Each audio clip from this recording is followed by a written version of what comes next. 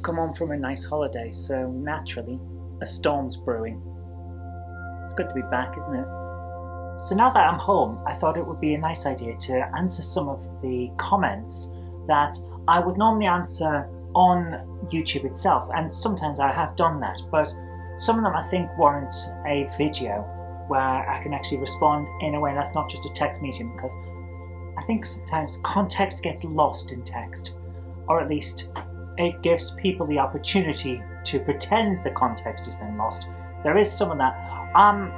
There are people out there who say never say malice when incompetence could be there, but no, sometimes malice is what you should expect, especially when you do a political thing on YouTube, because people are out there who look solely to find things that they can then attack or be offended by. They actually actively search out it.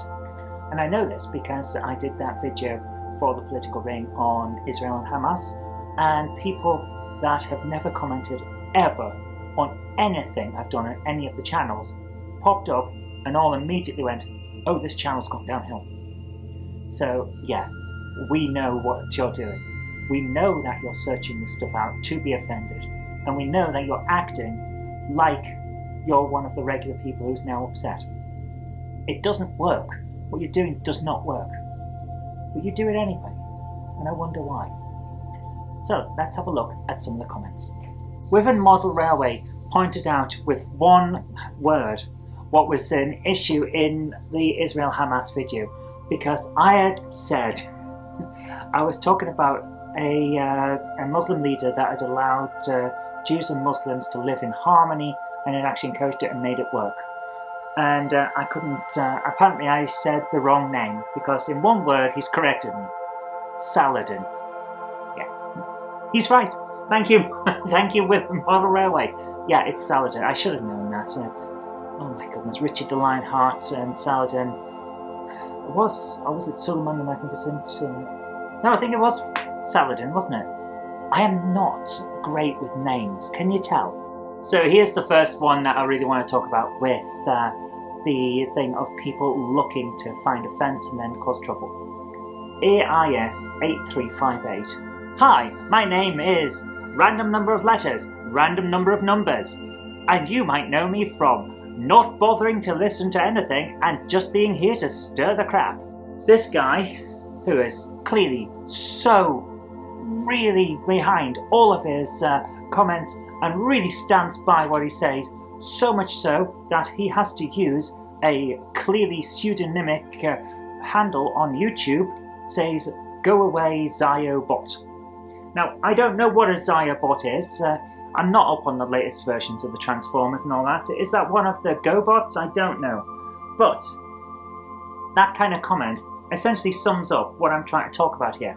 This is not a comment. This is just some idiot wanting to stir trouble. So never listen to anyone who's not even bothered to put their own name toward their comments. I mean, why would you take a compliment from a random set of letters and numbers? You wouldn't. So don't bother listening to their comments. That's essentially how it goes. Although I did say, thanks for the engagement, the YouTube algorithm will be pleased. So yes, I think that pretty much sums up everything you need to know. Conflating Jews with Israel is very anti-Semitic. No, it isn't. No, it isn't. What are you talking about? Modest Proposal 9114. Again, not putting your own name to it. Conflating Jews with Israeli is very anti-Semitic. No, it isn't. Jews and Israelis, a lot of the time, Israelis are Jews. Israel is the Jewish state. It's the only Jewish state. This video spent several minutes doing so, and so this channel should be condemned for vile anti-Semitism. This is the same comment. Guys, here's the thing. If you want to say that my comments in a political video do not fit with your views, that is fine. That's what political debate is supposed to be about. But if you come in with absolute nonsense and then try to lie to my face in order to insult me, you're not going to get far. Because I have a very thick skin. I have been in politics for a very long time now, and I have heard it all. You cannot hurt me with this stuff, especially with lies, because I don't respect lies and I don't respect liars. And if I don't respect you, your comments will not matter. That's how humans work. Here's an example. Let's say you're walking down the street and you're 50-year-old and you're wearing a very nice suit and you feel pretty good about yourself. Is the little teenager in the corner laughing with his friends saying, "Oh, look at that old person," going to cause any problems for you? It shouldn't, because you are there looking good, feeling good, and that person doesn't know you. They've looked at you for what you look like, not who you are. It's not a brilliant analogy, but it's something that we've all faced, I'm sure. Some rando makes a comment to make his friends laugh a bit. Doesn't affect you, does it? Shouldn't affect you. That person doesn't know you from Adam. Let it go. And it's the same with stuff like this. Like, this guy has made a statement that is essentially 2 + 2 = 5, therefore that person is wrong. That's the level that we're at here. And they expect it to matter? Come on. It's never going to matter, just like they're never going to matter. You want to make a comment about something I've said? That's great. I will talk through that with you. That's fine. We can have a discussion. That's the point of these kinds of videos. But if you come in and lie, you're never going to get anything at all. You're not going to get my respect. You're not going to get the respect of any normal thinking person who sees your comment. It's just stupid. Why would you do that? Why? I just don't understand that. So can someone please try and explain this to me? Because I genuinely do not understand the mentality of a person who thinks they can lie to my face about what I did. I was there. I know what I said. And what you say I said isn't true. Who are you trying to convince? Now here's a question I get a lot, and it's what do I use to make these videos? There's a few people that follow Jen and myself in the various projects we do and want to do something similar. That's great. I love that. Absolutely go for it. 100% go for it. And they ask what we use. And you might be surprised. This is a Canon EOS 700D. It's a relatively cheap professional, semi-professional camera. It's great. I also have a stereo microphone attached to it and a light which I've just realised I haven't turned on. And it gives a little bit more of a leveled out lighting. So it's pretty good. And the majority of the stuff that I attach to my camera is stuff you can pick up off Amazon. Stereo microphone for DSLR cameras and stuff like that. I use iMovie to edit for the most part, but I also use Movavi. Movavi. It's a pretty good package. I got it on Steam. I got it on a sale actually in a humble bundle. It's pretty good. It's got a nice set of effects. It's semi-pro. It's not professional editing software. Same as iMovie.